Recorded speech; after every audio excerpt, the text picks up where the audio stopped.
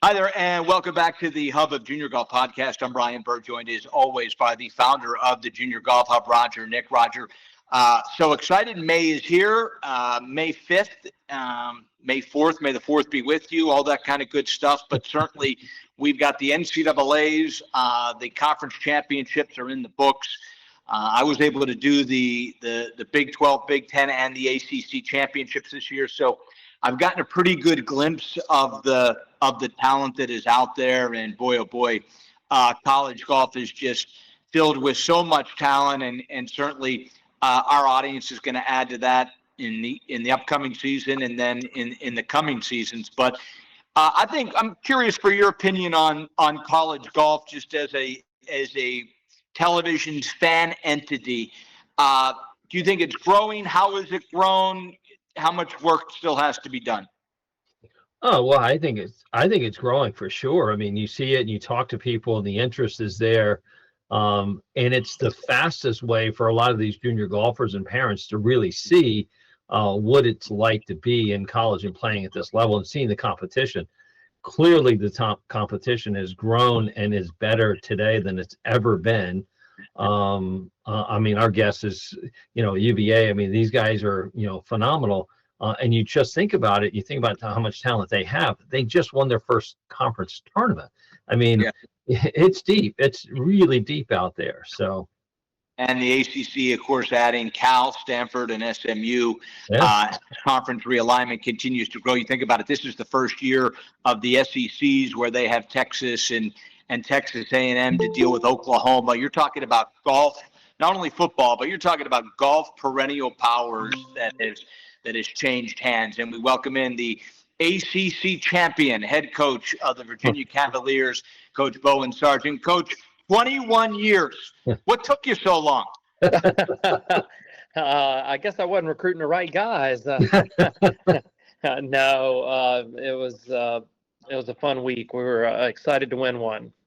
You know what's so interesting about your team is each and every week on the Hub of Junior Golf Podcast, we talk about players and going to college and getting recruited. And you look at the ACC now with the addition of Stanford, Cal, and SMU. I mean, this conference is just loaded beyond belief. And of course, you guys win the stroke play, which doesn't guarantee anything in match play. As we all know, anything can happen in match play. And then you win match play with your superstar. And listen, everyone knows Ben James will be on the PGA Tour in short order. He is a superstar. He lost his match in the semifinals and the finals, and Virginia wins the ACC title. It speaks to what you've built, that you can overcome what is one of the 5 best players in amateur golf actually not winning his match, and you could still win a title. I know he's a huge part of the program, but just speak to what that speaks to of the culture and the depth that you've built. Yeah, certainly a very resilient team. And, it starts with our lone senior 4th year, Devin Patel. He's been a great leader, went 3-0 there in match play. Brian James, Brian Leeds, the same thing, went 3-0. We do have a lot of depth. We got 5 guys in the top 100 in Wagger, and very strong team top to bottom. So, it's a credit to them. Those guys work hard, and, they enjoy what they're doing, and we enjoy coaching them.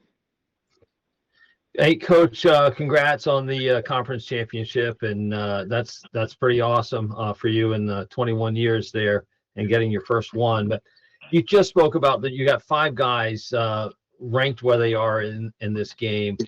What are you doing to bring these kids to UVA? I mean, come on.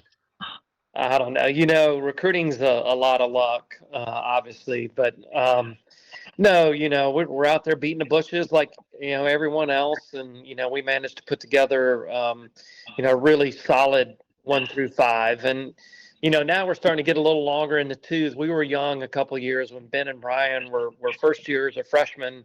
But, now they've got a lot of experience under their belt, and, all of that helps. Every tournament you play, every match play that you get the opportunity to play in, it certainly helps for the next time. And we're kind of at that point. I think, with both of those guys being juniors and Devin's a senior, and then we added Paul Chang, kind of a phenomenal story there. Just, it's serendipitous. I think, how guys come together and, it works out, and just a heck of a team. So we're very honored to coach them. Coach, not lost to me, and I did the Big Ten, I did the Big 12, the SEC, and the ACC championship. When Virginia won the conference title, every single one of those players was happier for you, Coach, than they were for themselves. I know you got emotional about it, but that doesn't happen anywhere else or very few other programs. The fact that they cared, Coach, more about you than themselves holding the trophy, Sarge. I mean, it had to, you had to have noticed that.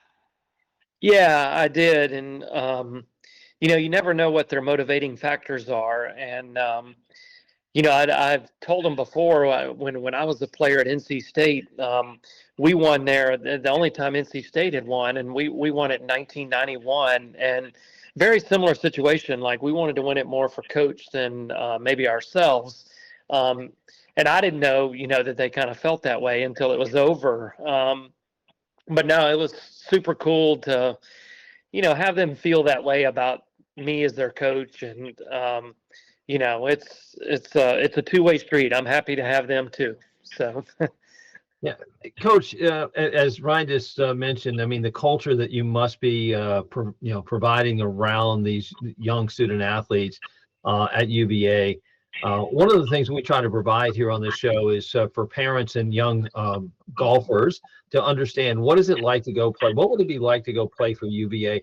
Give us a couple of things that would really resonate, if you will, for a young player and a parent who's possibly looking at UVA.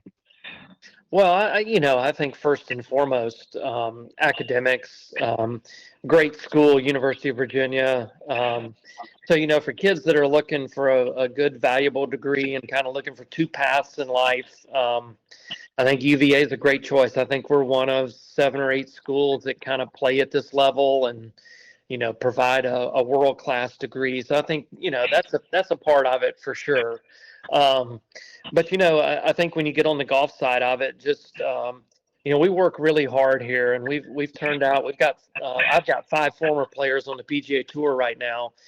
We've got 2 or 3 on the Corn Ferry, and, that's our goal for guys, is to come in here and develop, get better, and give them an opportunity to play at the next level and play professional golf. So I think when you look at our development, and we kind of have one of these recruiting letters that we put together talking about player development, and I've compared it against a lot of other programs out there. Ours is second to none. We really develop guys at a really strong rate, and it's 1 through 10. It's not just the 5 that are playing. And guys improve a lot when they're here, and I think that speaks to the way we practice and the way we go about things. And my assistant and I, we both play professionally, and I think that helps show guys that hey, we know the path, and we know what that looks like, and here are the things that you have to do to reach that next level. But it's fun. We enjoy it. We're kind of golf junkies over here. We love golf. We love college golf. We love playing golf. And it's fun. It really is. It's so great to work with guys that have their lives in front of them. They all have dreams. They come in, wanting to play the PGA Tour, and now to see us have 5 guys out there, and it's exciting. Roger is all about development. He's created PDI, which is kind of taking the development by storm across the country and really around the world. You mentioned development with Virginia. I'm curious, is everyone buying into that in this age of the portal and NIL? Does everyone want to be developed, or do you notice that there are some out there that they might be going to a different school every year, and things have changed a little bit?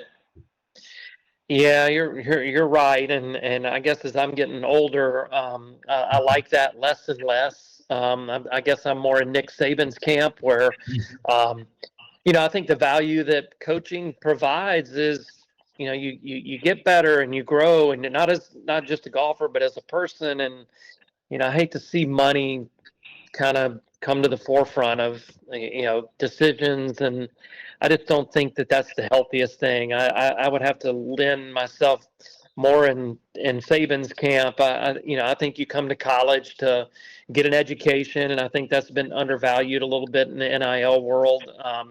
First and foremost, I think that's getting overlooked. And you grow as a person, not only what you learn in the classroom, but around coaches, and we travel and go places. And then obviously on the golf side, like, developing your game and getting to the next level. I think that's kind of the goal of most junior golfers. I could be wrong, but you do want to get better. And just because your pocket's full of money doesn't mean you're necessarily going to get better. So I wish it would probably return to 10 years ago, but I think the toothpaste is out of the tube at this point. So, those days may be behind us, sadly. Yeah, Coach, one of the things we hear a lot is, with the portal and the transfer portal, NIL money going out there. Obviously, you just mentioned Saban.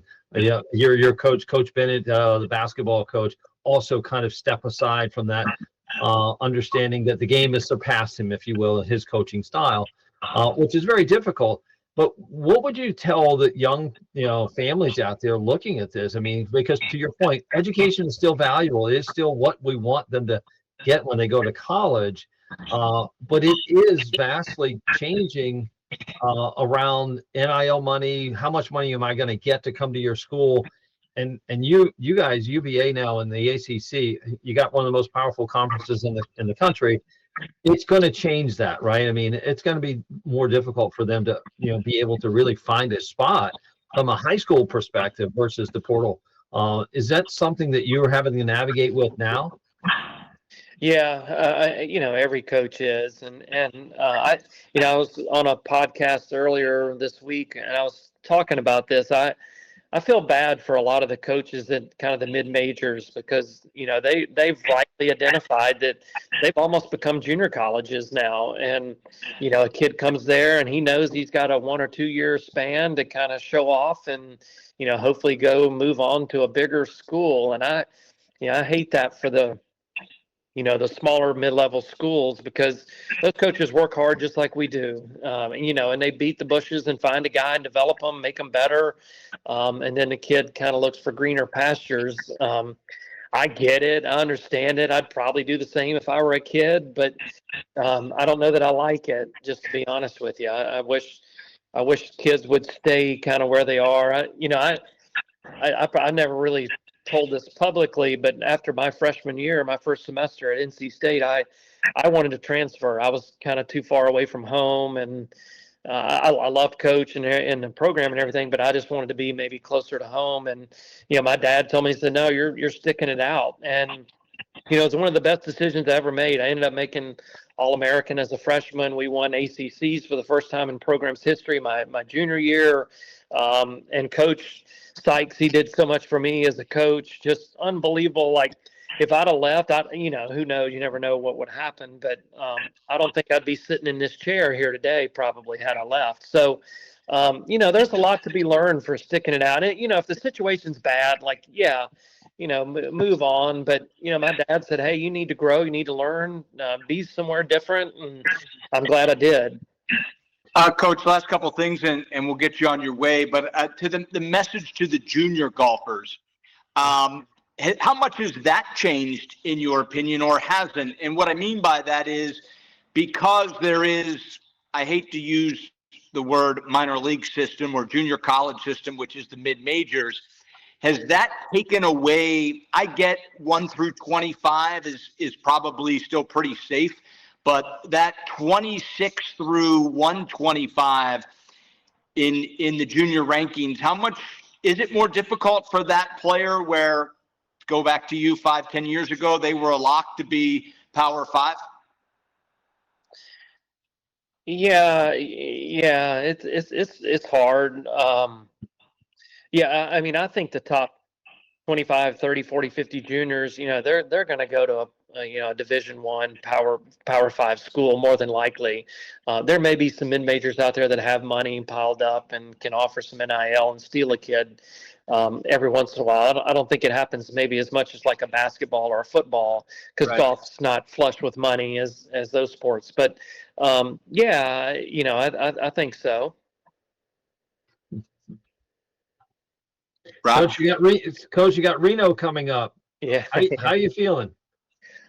Good. I felt a lot better about it when my assistant told me he had caddied there for 5 years.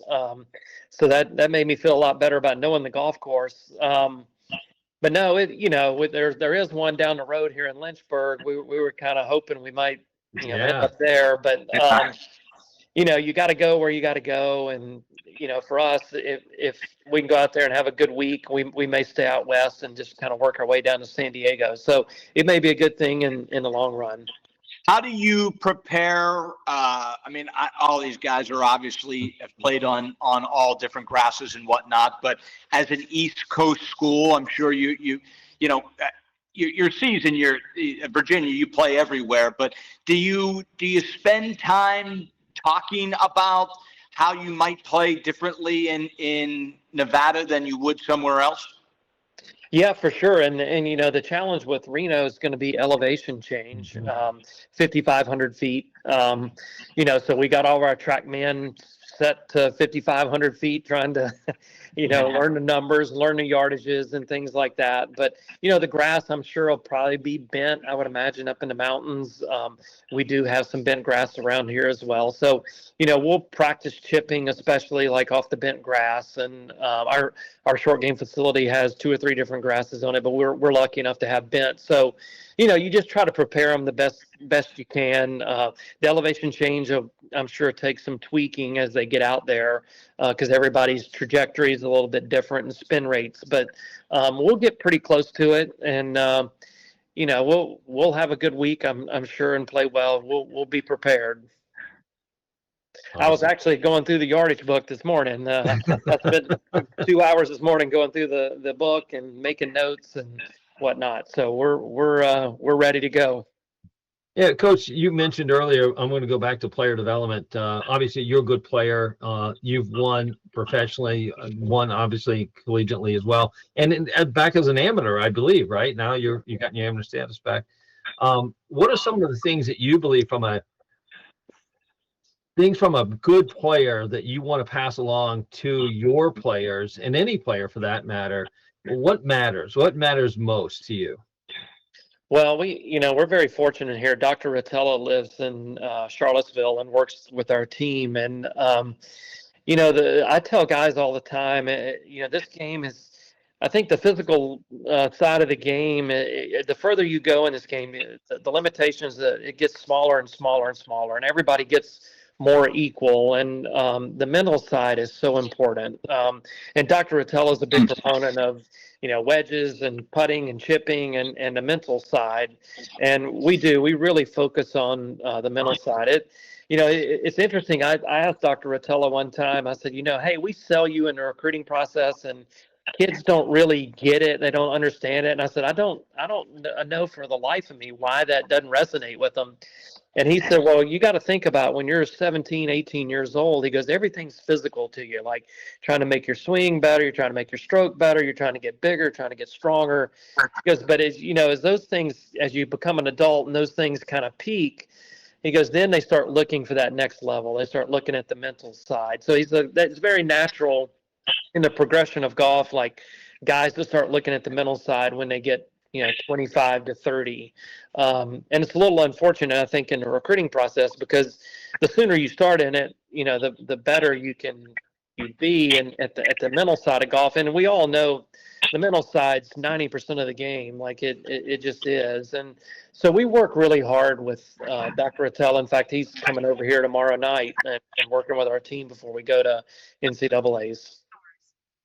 Well, Coach, congratulations on the ACC championship, and let's bring back the bigger trophy.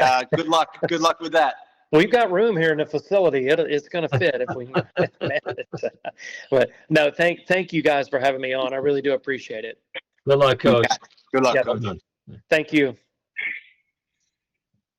Well, Well, Ryan, certainly, Roger, a couple things that really jumped off the page to me there is I do think, and I actually thought about this when I was looking at the Virginia team during the ACC. They don't have, at least I don't anticipate them having a lot this team having more than maybe 2 PGA Tour guys. Obviously, Ben James is a PGA Tour guy, and then, some borderline guys. What they have is really good college players that are mentally strong. They have guys, Roger, that don't hit it 350. They have guys that hit it straight and have really good short game and are mentally prepared. And I almost feel like golf has gotten a little bit of a disservice, Roger, because I do get to win majors on the PGA Tour, you have to have crazy speed. But we are the Hub of Junior Golf podcast, and there are more than one ways to get it done. And not everyone has 130-mile-an-hour swing speed. Like, there's a lot of All-Americans that just know how to play the game and are mentally sound. I think sometimes we even get caught away with speed. And believe me, I get how important it is, but not everybody has it that's having a really good college career. I agree with you, Ryan. I mean, you think about it. I mean, the speed it's more common now, right? But it's still rare that the kid is at the highest speeds who are out there winning all the golf tournaments, right? So obviously there's other things that go along with it, to your point. And you take a team like UVA, and they've got such talent around the collegiate game. But I also, as Coach just talked about, was they've got the secret weapon, which is if they're working already, and he's developing the mental skills, which is rare, as he would say, right? I mean, a lot of kids don't look at that. I mean, we employ a clinical psychologist year round and work primarily on mental skill development, right? And it's still very difficult. But if they're getting that out of their players and they're getting this belief that they can play at this level, it's no doubt in my mind the kid who controls their golf ball better because they control their mind and body better has a better chance of winning. And that's just how it goes. I mean, I don't think it's not just a power game. And I kudos to them. I mean, listen, it's going to be very interesting, and they got a real chance to come out of their regional and do some national damage.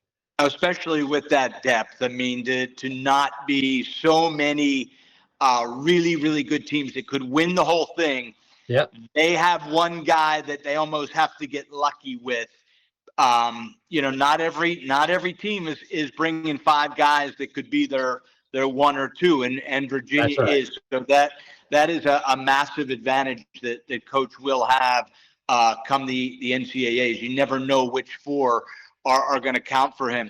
I wanted to talk a little bit about, because we do talk about PDI ultimately as a great predictor, if you will, a great way to know potential down the road, how good a player still has room to grow.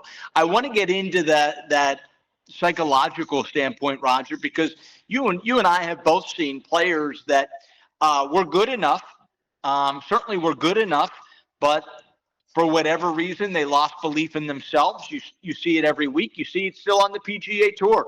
Guys lose belief, and it's very difficult to get it back. How does PDI also give a player an indicator of what they can do from a mind standpoint? Yeah, well, I mean, one of the best things they can do, Ryan, is understanding yourself better, right? And I think what we found through learning, with thousands of kids and professionals going through the mental assessment with us, was the reliance on themselves was so great. So being able to be self-reliant and ingenuitive, if you will, around their practices and around understanding that they're not going to hit perfect shots all the time. So that resilience factor, if you will, stands out, probably is the number one indicator of what we see is who's going to be successful. And then over time, I mean, obviously there's lots of research done on resilience and perseverance and things Sure. like that. And that really is what comes out of it. I mean, we see this when kids take this assessment, that they're coachable, but they also really rely on their own selves to believe in themselves, right? So it boils down to self-belief. Yeah. That means that, hey, I'm going to go out and get this done, and it's great if I have a coach, but I don't need a coach to go be successful, right? And really the way the assessments laid out, it's those questions that are defined in a way that we're not asking them those direct questions, but indirectly that's what comes out of it, right? So kind of the information. So that's been really interesting. Like I'll give you a snippet. I mean, Ben James was on our program years ago, right? Right. Our assessment when he was probably 10, 11 years old.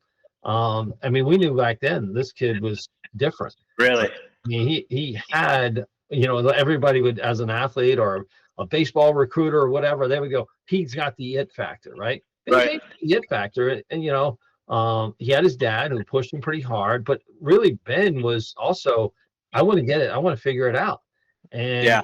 and as he grew, I mean, he was a smaller kid, but then as he grew into his body athletically, what a phenomenal athlete, Yeah. Uh, I'll tell you another great story, and there's no bigger proponent. There's no bigger spokesperson. There's no one that believes more in PDI than Nota Begay. And Nota would admit this, every single bit of it. Nota was not the most talented. In fact, a lot of people look at Nota's swing and homemade swing, said he had no chance with that swing. And I asked him one time, Roger, I said, you're playing with Tiger, you're playing in that era, and you didn't have necessarily the swing speed. You certainly didn't have the finances to have all the bells and whistles that a lot of kids had in that era. Why do you think you made it? Why do you think you won 4 times in the PGA Tour? And he undoubtedly says, absolutely, I probably have the worst swing out there. Like, bar none. If you watch my swing, you'll find more things wrong with my swing than just about anyone else. I mean, he putts righty and lefty. He does things very unorthodox. But what he said was, from the time I was 9 or 10 years old, I never once didn't believe that I was the best player in the world. Mm-hmm. And regardless of what my scorecard said, regardless of who was beating me or who I was beating, the next day I woke up, I believed that I was the best player in the world. And he said, that's why I won 4 times. I just willed myself. I never let a bad shot bother me. And I just believed that I was going to get it done. And I'll tell you, I always found that funny with Phil Mickelson. Phil could miss every single fairway. In his post-game interview, he'd say, I'm really close with the driver. Yeah. But whether he was tricking himself or what it is, there is a mental part in golf. If you lose belief, I don't care who you are, you're done.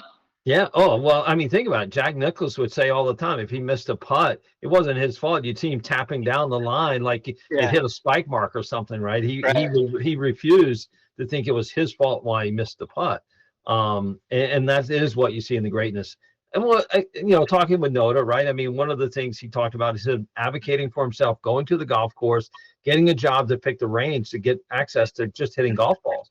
I mean, think about that just for a second of what kind of mental fortitude or mental attitude you must have had for yourself to go, I'm going to advocate to the club near me that his parents didn't play golf, so he had to go do this on his own. So if he wanted to do it. So that tells you a lot about his mental kind of state, if you will. Sure. And PDI certainly more and more, it really is sweeping the nation by storm, and plans for this to go worldwide, big plans for this to go worldwide. But there are so many different components to this, Roger, that the reasons that your junior golfer needs to take the self-assessment today. Just go to jgnc.org, get the self-assessment app for free. Your player takes the app to the range, 45 minutes, their self-assessment is done, and start the process that college coaches are using, professional golfers are using, NOTA talks about. You have to have a baseline. You have to have a way to see where you can work, where you can get better. We're currently at the NOTA Brigade Junior Golf National Championship. We are running a worldwide PDI leaderboard contest on our website just through the self-assessment. And then, of course, many people have heard by now that there will be events where the winners of the best PDI score, not their golf score, Roger, not their golf score, Not their golf score. PDI score will get them all the way to the World Championship, and they'll get to play on Golf Channel. So you heard Coach Sargent talk about it a bit, just being prepared, player development, the mind, how important that is. It's not just about your swing. A lot of beautiful swings out there that don't cash checks. There's a lot of parts of this, and we have found a one-size-fits-all box that every player, boy or girl, young or old, can go get their self-assessment, Roger, and start the process to becoming the best they can be. The world of golf needed this. You've provided it, and now it's just letting people find it on their own and see how it can make their son or daughter better players. Yeah, we're excited about it, Ryan. I mean, the response that we're getting from even our best, top players that are playing on the PGA Tour, the Korn Ferry Tour, their senior tour is all just like, I can go out and practice and do this every single day. Right. And I know I'm being efficient, right? I mean, and I'm actually learning and getting better and making sure I'm measuring where I'm at and not being worried about my swing necessarily, right? I mean, again, that's the biggest thing. It's like control your golf ball, control your mind, control your body. You have a good chance of doing some really special things. So that's what it's all about. That's what it's all about. So again, please, if you're listening to this, it's free. This is like finding the fountain of youth, except for golf. We're giving players the self-assessment to start this process of PDI. College coaches are recruiting based on PDI. We have a tour now that is using PDI to identify players and talent. jgnc.org. Just download it and have your son or daughter start the process. We certainly want to thank Coach Sargent. Roger, great get. I think for the next few weeks, we'll have a college coach each and every week that's in the tournament. That's what it's all about this time of year, getting in the tournament, giving yourself a chance, giving your team a chance, your school, your alumni a chance to, as they say, cut down the nets and hoist a trophy in college golf. Absolutely. We want to see them take the flags, right? Absolutely. Absolutely. I know you were searching for that one, Ryan. Yeah, they're not cutting down the nets, are they, Roger? So certainly thanks to Coach Sargent. Best of luck to UVA. Great start winning the ACC. As always, our director and producer, Michael Nick, and for Roger Nick, for Coach Sargent, I'm Ryan Burr, saying we'll be back next week with another college coach as we get you ready for college golf. This has been the Hub of Junior Golf Podcast.